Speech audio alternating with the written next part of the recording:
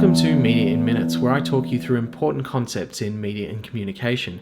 Today we're looking at the agenda-setting function theory, which suggests that the media can't tell you what to think, but it can tell you what to think about. The agenda-setting function theory was developed by Maxwell McCombs and Donald Shaw in 1972 as a result of their study of North Carolina voters during the 1968 presidential election campaign. This study found a correlation between issues that voters believed were important and issues that the media gave prominence to. McCombs and Shaw argued that the media use a number of cues to indicate the importance of an issue. On the front page of a newspaper, for example, the importance of a story is indicated by the size of its heading. Likewise, a story that appears on the front page is more important than a story that appears on page 5.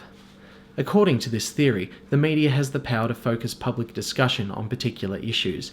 Again, it can't tell us what to think, but it can tell us what to think about.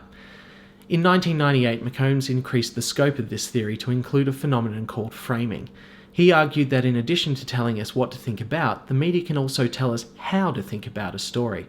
News reports might focus on one particular aspect of an issue or report about something in a particular way. In Australia, we see this happening with news reports about asylum seekers. The Daily Telegraph and the Herald Sun, which are both owned by News Corporation, seem to frame the issue in a particular way, with headlines like 35 asylum sneakers costing us a packet and boat people in our suburbs. Here, the refugee story is framed as a social and economic burden on the Australian people. These stories could be framed to focus on humanitarian issues or whether Australia is meeting its international obligations. A number of studies have been done that make the agenda-setting function theory seem pretty plausible. Typically, they show a correlation between the number of news stories on an issue and how important people think the issue is. Although the agenda-setting function theory has been around since the 1970s, it's still a great way to think about communication and media influence.